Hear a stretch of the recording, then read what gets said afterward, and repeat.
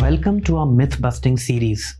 Today, let's dive into a topic that stirs up a lot of conversation: the authority of Waqf boards under Section 40 of the Waqf Act 1995.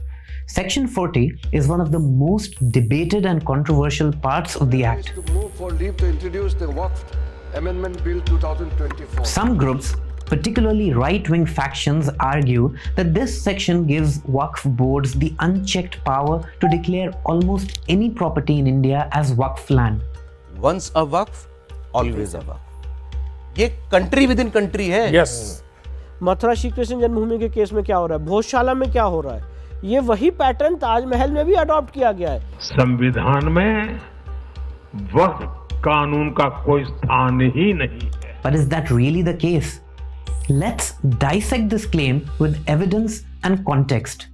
Let's start by talking about Section 40 of the Waqf Act. This section gives Waqf boards the authority to determine if a property qualifies as Waqf. Critics argue that this provision allows for arbitrary claims. But here's what's really important to understand. First, the board can't just declare any property as Waqf without a proper inquiry.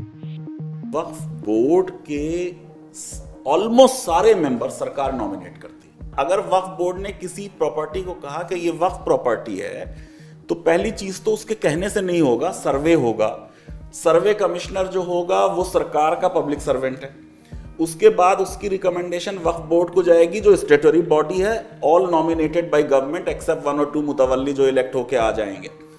फिर वो सरकार को recommend करेंगे, सरकार के official gazette में publish होके ही कोई प्रॉपर्टी वक्फ बन सकती है.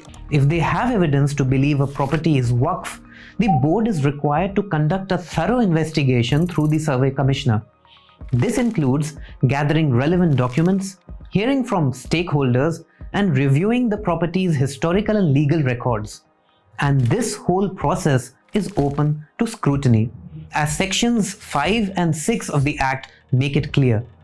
On top of that, almost all members of Waqf boards and survey commissioner are appointed by the government, giving the government a level of control. Second, the decisions made by the Waqf board are not final. Under Section 83 of the Act, there is a tribunal, meaning a special court, where these decisions can be challenged. So if someone believes the decision is unfair, they have a way to contest it. And third, Waqf boards must follow principles of natural justice. This means they can't make decisions without giving the affected parties a chance to be heard and represent themselves. So, while Section 40 does empower Waqf boards to determine whether a property is Waqf, it is also complemented by Sections 4, 5, 6 and 83, which provide essential checks and balances to promote fairness and transparency. Now let's look at whether similar powers are given to Hindu endowment boards. Unlike the Waqf system, which is governed by the Central Waqf Act 1995, there's no uniform central law for Hindu endowments. Hindu endowment boards are recognized even by usage and custom. और एक new convert है, does he has to wait for 5 years to give his property to Waqf? Isn't that violation of right to freedom of religion? No such provision exists for Hindu endowment or Sikh Gurdwara Prabandhak Committee. Non-Muslims can become member of CWC SWB, but he cannot dedicate Waqf. Each state has its own laws,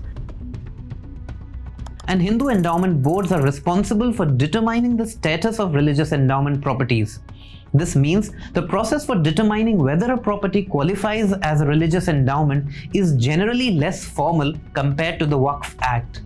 Looking at all the evidence we've covered, it is clear that the Muslim Waqf boards do not have arbitrary power to decide whether a property is Waqf.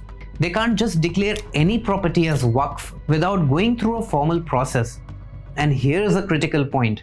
In a country where Muslims face systemic exclusion and lack social and political power, poor Muslim families are victims of far-right Hindu groups, bent upon pushing India's largest minority into second-class citizen status. Also found evidence that they used excessive force against Muslims. So a Muslim man died after he was beaten by the policemen, by a group of policemen. क्या बेचते हो आप? Pant shirt.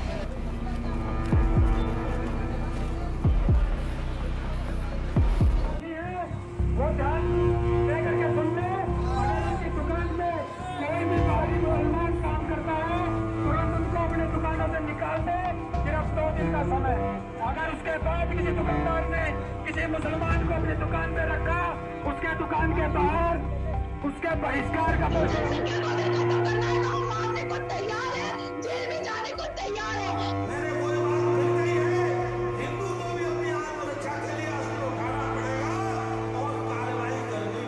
over here, 84 communal riots, Nelly massacre, Gujarat, everyone who presided over this program, they have made their political palaces.